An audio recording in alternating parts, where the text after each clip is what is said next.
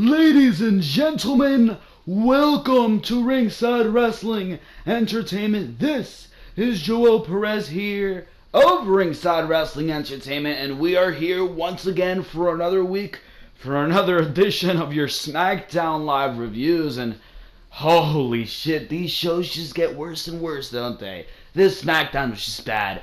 Downright bad. Smackdown Live here tonight from top to bottom. Awful show. What we seen here tonight. We had a shit crowd. We were in Little Rock, Arkansas. I mean, what type of crowds are these, bro?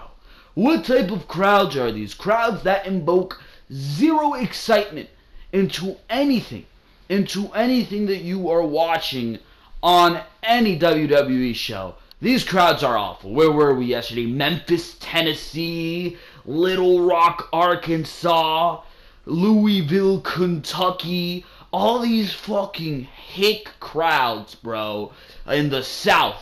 You gotta get rid of it, bro. If you're not in a Miami or a New York or a Los Angeles or somewhere that they are going to give you a fucking reaction, then you should not be in that city, bro. And it seems to be that WWE goes to these cities more often than they do in New York. And first of all, that pisses me off because I'm from New York and I'd like to be able to go to more of these events. So I want them to come to New York more, not just for SummerSlam weekend once a year, bro. I mean, shit, these crowds are awful. You need to add these crowds to a list of cities that you are not going to go to for the considerable future until you go to these crowds the next time, they learn their lessons, they get their next WWE show after a year, and then if they are still a bad crowd, you ban them for 2 years, bro. Do not go to these crowds that are not going to make your show better, that are not going to do their job. Because this crowd was absolutely god-awful.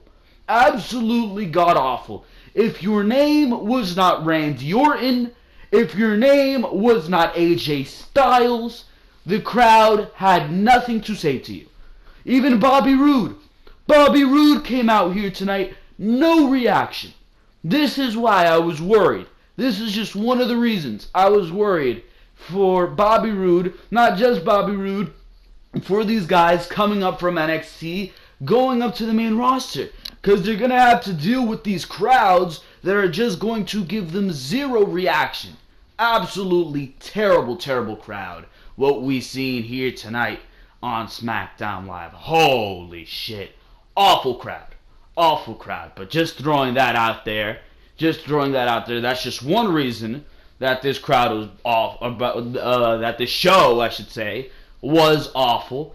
But I mean, we've got a lot of other reasons. We will go over that. But of course, like I do before I start off every video, I'm going to throw my plugs in there. Like always, we've got an exciting week of content on the Ringside Wrestling YouTube channel, and that is mostly in part due to the Mae Young Classic. The Mae Young Classic has been going on the WWE Network.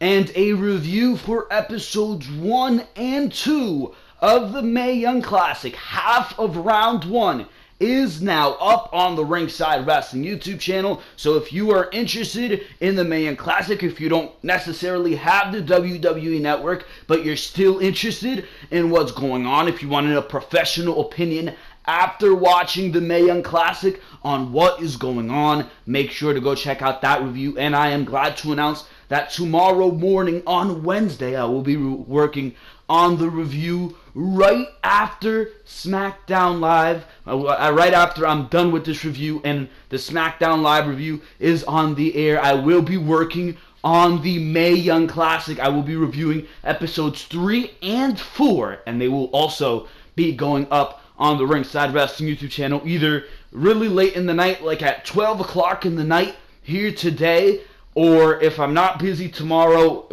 morning at the ass crack of dawn, probably 7 o'clock in the morning around there, the Mae Young Classic review will be going up for all your viewing pleasure. We did Monday Night Raw review doing great mostly because of the controversy that happened last night between John Cena and Roman Reigns. John Cena burying Roman Reigns. John Cena knocking Roman Reigns down a peg as he rightfully should be. We're talking about, is it shoot or not? Is it shoot or not? Got Dave Meltzer on one side saying that it is a shoot. Got some people, or that it isn't a shoot, I should say. Some people on another side saying that it is. We're talking about that on our Raw review, so make sure to go check out that Monday Night Raw review. Went up yesterday, so make sure to go check that out as well. Got Raw and SmackDown reviews each and every single week. You're watching your SmackDown review right now. Behind the Mic goes up each and every single Saturday on a normal upload week. This past week, it did not go up on Saturday, because on Saturday it was McGregor versus Mayweather, and clearly any video that was not McGregor and Mayweather on Saturday wasn't gonna do jack shit on YouTube, so it did go up on Sunday, a day late. So if you guys want to go check out Behind the Mic, we're talking some huge news. Roman Reigns, the reason he has not won a pay-per-view match since WrestleMania 33, and Asuka relinquishing her NXT Women's Championship. We're talking about how that affects the rest of the women's division in the WWE. So all that good stuff is what we're talking about on Behind the Mic, and so much more. So many news stories on Behind the Mic. We talk about the biggest news stories of the week in the WWE on Behind the Mic, so make sure to go check that out. Pay-per-view reviews, SummerSlam weekend. We were there 2 weeks ago, SummerSlam weekend, and SummerSlam review for that pay-per-view is up. We talk about the shit that was. NXT TakeOver Brooklyn reviews, NXT TakeOver reviews in general. I've been reviewing like the last 5 takeovers, and NXT TakeOver Brooklyn 3, we talk about the success that show was. Interesting how NXT is a success and SummerSlam is not. So we're talking about that. That was 2 weeks ago at this point, or a week and a half ago at this point. So you guys can go check all that good stuff out, all on the Ringside Wrestling YouTube channel, and links to all that content in the description down below if you do not want to miss a thing, because this is the Ringside Wrestling YouTube channel, and we talk about everything regarding the WWE. If you do not want to miss a thing right here on the Ringside Wrestling YouTube channel, the best way to do that is to subscribe to the Ringside Wrestling YouTube channel and click on that notification bell to get notifications straight to your mobile device. You can also go check out the Twitter account where we live tweet with Raws and SmackDowns and pay-per-views and NXT TakeOver specials. You can go check that out and you will get notified every time on Twitter when I upload on the Ringside Wrestling YouTube channel as well. Twitter account of the same name, Ringside Wrestling ENT. So you can go check that out. And of course, if you like what you're hearing here, leave a like on this video and tell me what you thought of SmackDown Live here tonight in the comment section below. Love hearing from you guys when you do come out to the comment section down below. Or of course, tweet me on the Twitter account. That is also a valid way to reach out to the Ringside Wrestling YouTube channel. But for now, ladies and gentlemen, we are talking SmackDown Live here tonight, and we will be talking the failure that was SmackDown Live here tonight. It was kicked off by the modern day failure Raha, bro. It's interesting how SmackDown Live has been mostly a failure since Jinder Mahal became WWE Champion. Maybe WWE should take that into account, because before WrestleMania, people still held SmackDown in high praises. Now everybody shits on it and holds it to the same standard that Monday Night Raw was being held up to same time last year, bro. So I don't know what's going on here with SmackDown Live.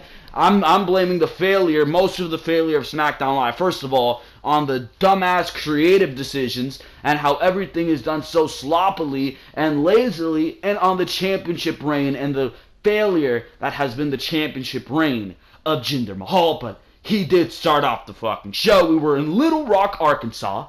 Mentioned that earlier in the review, but Jinder Mahal, the worst WWE champion in 3 decades. He's the 50th WWE Champion, and he might just be the worst WWE Champion out of those 50, but he started off the show saying none of us know what it is to walk a mile in his shoes, saying that every time he walks into a hotel room or an airport, he gets treated with disrespect, which he should be cherished as WWE Champion, saying that all of us laughed last week as Jinder Mahal humiliated him, and he says one of the Singh brothers must pay the price. This is where this segment gets absolutely ridiculous and makes me question who picked this garbage, bro. Who the hell booked this garbage? The fucking Singh brothers start fucking saying, oh, modern day Maharaja, please forgive us, 1.3 billion people of India,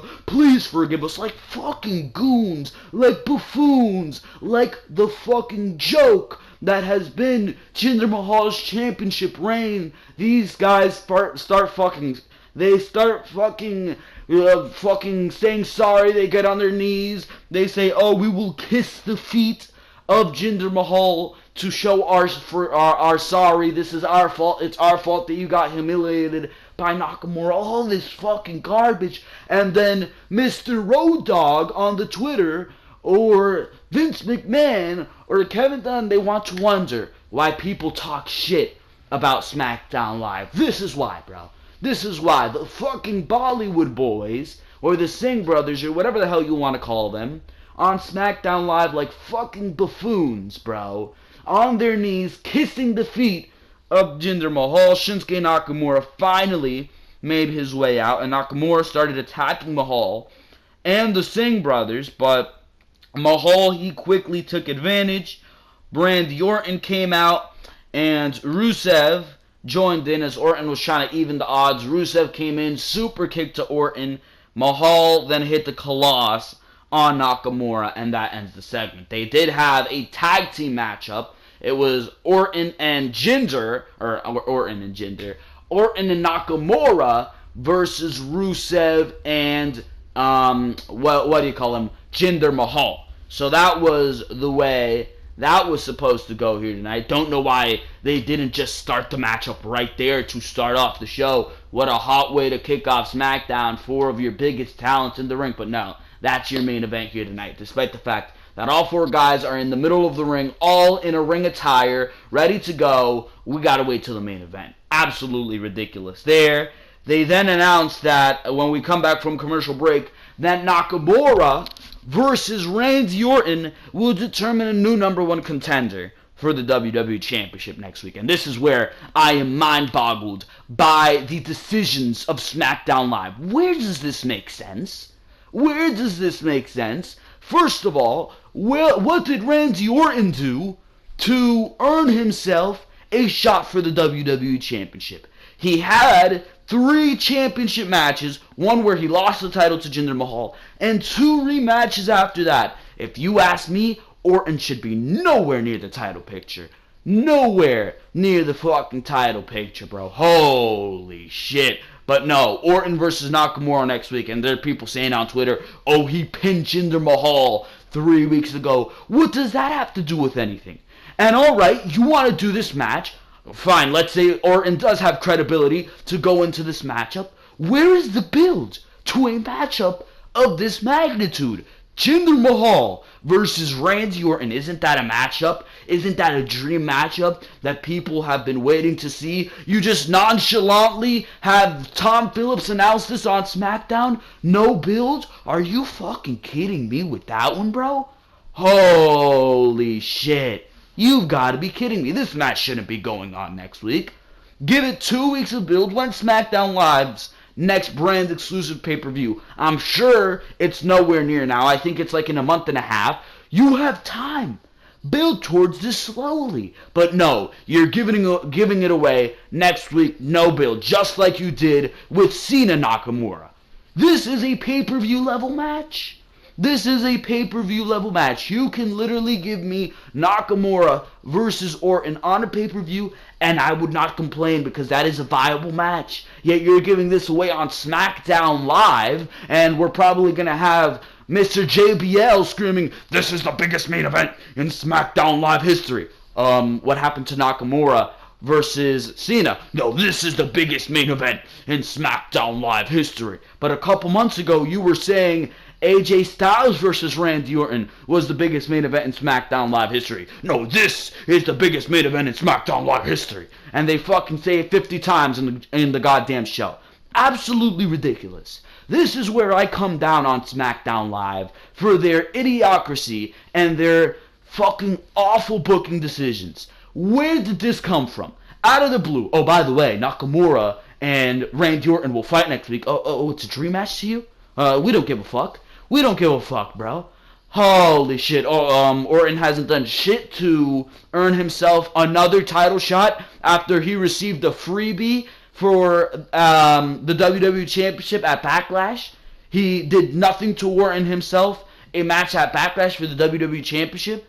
Holy shit, if it's me booking this shit, Randy Orton has to start from the fucking bottom. Randy Orton should have never been in a match with Jinder Mahal 3 weeks ago. If it's me, he's faced Jinder Mahal for the WWE Championship. He's done. He's done. He has to start and build his way up from the bottom. Make his way through the roster. Fight an AJ Styles. Fight a Rusev. Fight a Kevin Owens. And then maybe you can work your way back up to Jinder Mahal after facing Nakamura. But an 8-second win over Rusev at SummerSlam and pinning Jinder Mahal in a match that should have never happened. A bullshit SmackDown main event. And there you go. Shake the fucking hands of whoever the hell makes this match. And there you go. Number 1 contender match for Randy Orton. Makes no goddamn sense to me. If you ask me, Nakamura should be getting another title shot by default because he was clearly screwed out of his match at SummerSlam. But nobody realizes that, right? This is where I'm coming from with these illogicalities, if that's even a word at this point, on SmackDown Live. Makes no goddamn sense to me. No goddamn sense to me. But you want to throw Nakamura and Randy Orton in the ring next week for what? For what? To pop a rating? To pop a rating? Oh, look, a dream match. It's Randy Orton. It's Shinsuke Nakamura. Don't you want to tune in to SmackDown Live next week and find out what's going to happen? That's their fucking brain here. They want to pop a quick rating, and after that, people who tune in to see this match, because it's kind of interesting to them, they'll fucking watch SmackDown Live, say, oh, this show is fucking bullshit, and they won't tune in for another 6 months. That's what's going to fucking happen here. Holy shit. Let's move on here before I pop a brain vessel talking about this, but the Ascension versus Chad Gable and Shelton Benjamin. This was a very good match. This was a very good showing, I should say, for Chad Gable and Shelton Benjamin. They looked very good here, gelled very well together as a team. It was pretty easy tag team matchup. The Ascension beats down on Gable for a little while. Gable gets the hot tag. Benjamin comes in, does a couple flashy moves. Springboard crossbody or springboard elbow off the top onto one of the members of the Ascension. In the end here, Gable looks to go for a German suplex, but Benjamin was in, so he pushed one of the members of the Ascension, whichever one it was, I'll just say it was Connor, pushes him towards Shelton Benjamin, jumping reverse STO for the win here. 1, 2, 3, Benjamin and Gable pick up their first win as a tag team. So I like where this is going. There are people saying this might result in a heel turn for Benjamin, since he might think he's above this, and that would be an interesting storyline. But I say run with this for a couple months. Run with this for a couple months, and then in a couple months, or maybe even a year or so time, after they've had their successful tag team run, after they've done everything they can do in the SmackDown Live tag team division, break them up, have a nice feud, establish them as singles competitors. But for now, I really don't think the SmackDown Live division really needs a Chad Gable or really needs a Shelton Benjamin in the mid-card, because the amount of talent that they have is very, very good. Now it's just a matter of whether or not they want to utilize them correctly. Like, we'll get to what they did to Ty Dillinger here tonight. We'll get to what they did to Mike Kanellis here tonight. All this good, stable talent that they could be using to make an interesting storyline, but no, they squash him. They squash him, but we'll talk about that. For now, Chad Gable and Shelton Benjamin looking very good as a team. It was enjoyable to see Shelton Benjamin back in the ring. I'm going to be interested to see where this resumes in the next coming weeks. Hopefully this will lead to an awesome tag team championship match for the Usos. But now, there's a lot of fucking bullshit happening in the tag team division, and we will talk about that later on in the review. But we go to an interview backstage. It was AJ Styles who was supposed to have a United States Open challenge here tonight. So Baron Corbin was interviewed about his Money in the Bank loss, saying that he lost because Cena distracted him. Oh yeah, sure. And SummerSlam doesn't matter, saying that Cena went to Raw to hide from him, and AJ Styles promised him a U.S. Open title match, or U.S. title Open challenge match last week, so he will cash in on that. Ha ha ha. AJ Styles, United States Open Challenge. When we come back from the commercial break, Styles came out. He says that last week he guaranteed that Owens couldn't challenge for the United States Open Challenge, or for the United States title. So the Open Challenge begins right now. So I'm under the impression Baron Corbin's going to come out, because he said he's going to come out. It looks like Ty Dillinger actually beat him to the punch, and this is actually something that I'm like, wouldn't these guys be racing to the fucking front for a U.S. Open Challenge match? So Ty Dillinger got there first. He made his entrance first. Then he came out. To my delight, I'm like, oh shit, Ty Dillinger and AJ Styles United States Championship match. I'm ready for this. This is what the United States Open Challenge is all about. Baron Corbin quickly fucking comes out, turns Ty Dillinger around. They start fucking brawling before Dillinger actually wins the little brawl here. For a moment, it looked like Corbin was going to get in the ring. Dillinger came from behind again, sent Corbin into the turn post. So, okay, Ty Dillinger versus AJ Styles. I'm ready to see this match. Corbin's on the outside, so there's probably going to be some type of fucking bullshit, but I'm ready to see it. Hopefully this match gets a nice 10-15 minutes, and we could see something nice before Corbin interferes. But of course not. Of course not, bro. AJ Styles, 1 minute of a little bit of back and forth, locks in a calf crusher. Dillinger is tapping out. What type of fucking open challenge is that? You just squash Ziggler in a fucking minute, bro. Holy shit, this is supposed to make people look good. And here's what I'm fucking thinking while I'm watching this. You're telling me on NXT, Ty Dillinger could have a 15-minute main event match on NXT with Samoa Joe. He can hang in for 15 minutes with Samoa Joe, but he can't hang in with a minute with AJ Styles on SmackDown Live? Where the fuck is your logic, bro?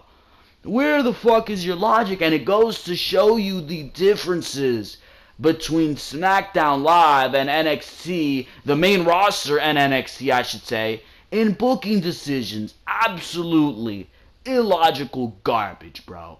Illogical garbage. Ty Dillinger taps out in like a fucking minute. Retarded. And this is the type of shit that embarrasses me to say I'm a wrestling fan. 1 minute fucking matches, bro. Absolutely disgusting. After the fucking match, Corbin took Dillinger, who was rolling out, threw him into the barricade, came in, tried to hit AJ Styles, gets sent out of the ring. Styles holds the U.S. title up. So far, 1 week of the United States Open Challenge does not hold a candle to what John Cena did on Monday Night Raw, and it's absolutely a fucking failure. Because everything on SmackDown Live as of late, even something as simple as an open challenge where you literally just need to have an opponent come out and have a match with the United States Champion, you have managed to fuck even that up. This is why I'm saying this show is awful. This is why I'm saying this show is awful.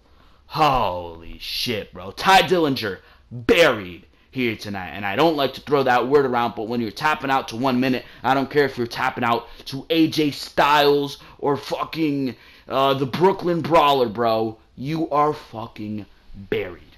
Holy shit. Jinder Mahal came in to a backstage segment, all smiles for Rusev, who said that he's not here to be his friend, and after their win tonight, he's going after that WWE title. Yeah, sure, what has Rusev done to earn himself a United States title match? Lose to Randy Orton in 8 seconds? I don't think that warrants anything, bruh. Holy shit. Bobby Roode versus Mike Kanellis. Bobby Roode is already starting to be cut down on the main roster from week 2, bro. First of all, I noticed that the entrance, and I forgot to mention this last week, in the fucking middle of that hype train that everybody was on for Bobby Roode. Yeah, SmackDown Live last week was good because, first of all, we were in front of a good crowd. Second of all, it was the night after WrestleMania. You'd expect some exciting debuts and some exciting stuff to go on, and that's exactly what we got. But this week, that was not the fucking case. Bobby Roode versus Mike Kanellis. First of all, Mike Kanellis finally back on goddamn television. Second of all, what I was saying before, Bobby Roode's entrance got cut down. Bobby Roode's entrance got cut down a lot shorter, not as extensive as what he used to do in NXT. Hopefully, when it comes to pay-per-views, he will get that full-fledged out entrance. Now that begs the question, what the fuck is Bobby Roode doing? Is he a face? Is he a fucking face? I see him smiling, getting these babyface comebacks. That is not Bobby Roode. Bobby Roode is a clear-cut fucking heel, bro. Why are you putting him in there with Mike Kanellis and Aiden English? He should be in there with Sami Zayn and Ty Dillinger. That's at least if you ask me. He is a fucking heel. What is he doing in the ring with other heels? If we do not see Bobby Roode cut this babyface comeback and all the smiling, Bobby Roode is simply going to become tiring on SmackDown Live television, and instead of being the glorious Bobby Roode, the best thing in the WWE, Bobby Roode will become the most glorious fuck-up that SmackDown Live could ever fucking create. It's not hard to book Bobby Roode. Let the guy go out there, be a heel prick, give him a program against guys like AJ Styles, Sami Zayn, Ty Dillinger, Randy Orton. I mean, shit. Is it that hard? Shinsuke Nakamura? Put him in there with all these fucking baby faces on your roster, and just like that, you're gonna have good television because Bobby Roode is absolutely fantastic at what he does. Cut the babyface bullshit. If within 2 weeks I do not see Bobby Roode have an official heel turn, I am going to become absolutely fucking tired of it, bro. And that's when we're really gonna start complaining. Roode wins this match with a glorious DDT. Decent display here. Besides that, not much. Didn't say anything after the match. That's it. Aiden English was in the ring when Kevin Owens came out and pretty much told him to leave, showing us what happened to him last week in the United States title match. He asked what gave Shane McMahon the right to put his hands on the official referee for the match, Baron Corbin, and what gave him the right to count to 3 as if it matters, saying that it's the 1 year anniversary, or 1 year ago, he became the Universal Champion, the greatest moment in the WWE history books, according to him, with Owens saying that this wouldn't happen on Raw because the lovely Stephanie McMahon wouldn't dare put her hands on the talent. But SmackDown Live is Shane McMahon's personal playground, not the land of opportunity. Shane McMahon came out at this point and reminded Owens that Owens chose Corbin himself as a special guest referee, and Corbin was extremely biased towards Owens, so he came down and Corbin took off the ref's shirt and didn't even finish the matchup. So he took matters into his own hands, he put on the ref shirt and took it upon himself to count to 3, saying that Owens lost clean to AJ Styles and he should get out of the ring, and English should get back in the ring because he has a match and it is against this man. That brings out Sami Zayn, and it goes into Sami Zayn versus Aiden English.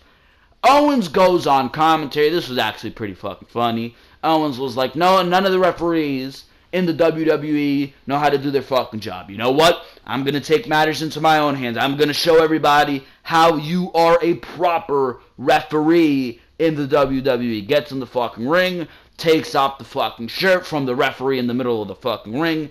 The referee looks like an absolutely fucking buffoon. Puts on the referee shirt. He comes in, tells Sami Zayn, who's looking for a crossbody or some shit on the top rope, says, "I'm the referee now. I'm the referee." As Sami Zayn starts to pick beef, kicks Sami Zayn right in the stomach, pop-up powerbomb. Aiden English takes the pinfall. Owens counts a fast count at that. 1, 2, 3. Sami Zayn is beat. Sami Zayn is fucking beat by Kevin Owens as your special guest referee. I don't know. We come back from commercial break, and Shane McMahon was interviewed about Kevin Owens' actions, saying that they are unacceptable. And English did not beat Sami Zayn, saying that Owens is in the parking lot and left the arena, which is exactly what he will be, where he will be. So, I don't know whether this fuck continued here tonight. Really didn't. I'm guessing this is gonna continue next week. So I don't fucking know. Dolph Ziggler here tonight. He was supposed to debut a new fucking gimmick, right? No, none of that here. He was interviewed about the new gimmick he was supposed to introduce, saying that tonight we're in Little Rock, so they will see nothing. That's a right decision for you, because they would not give you a fucking reaction anyways. They are so fucking awful. But, when asked what motivated this change, he said that being the best wrestler year after year and getting nothing in return is what motivated this turn. He started going on about gimmick after gimmick, shitting on Elias Sampson. He's like, you could come out with the fucking guitar and have a spotlight on you. You can have a fucking beautiful woman by your side. What does fucking this mean? So the You Can't See Me by Cena. All these fucking retarded ass gimmicks getting over, and I can't get over. He said, if you want all flash and no substance, next week you will get that. So, well, whatever the fuck Dolph Ziggler is trying to do here, watch him come out next week and just get a fucking backstage interview anyways. So this is probably leading fucking nowhere. And watch him debut his gimmick and watch it get no reception anyways. WWE has ruined Dolph Ziggler to a fucking point of no return. Nobody is anticipating this. Nobody. Nobody gives a fuck at this point. Just move on with it. At this point, have Dolph Ziggler be a fucking turning back babyface. He had a fucking decent babyface, and I have no idea what to do with the guy, because at this point he is fucking awful. But I don't know. Maybe WWE will debut his new gimmick. Maybe it will get over. But that's just being a devil's advocate, and it's probably not gonna fucking happen. So I do not know. We go to the New Day versus the Usos. This match was to determine who would pick the stipulation for the SmackDown Tag Team title rematch. Don't know why this match is going on SmackDown Live, free television. Makes no goddamn sense to me. Makes no goddamn sense to me at all, bro. Holy shit. But, why couldn't you just have a singles match between Big E and one of the Usos? Whoever wins that match picks the stipulation. But no, of course, you gotta have a whole fucking tag team match or give this away on SmackDown Live television.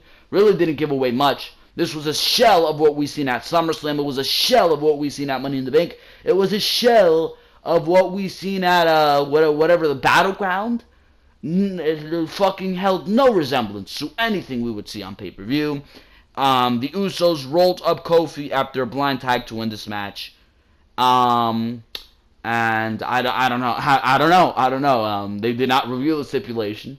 Will it be revealed next week or some shit? I have no fucking idea. Don't ask me. Carmella and James Ellsworth were backstage, with Carmella saying that she's never telling Ellsworth anything ever again since he spoiled her plan last week.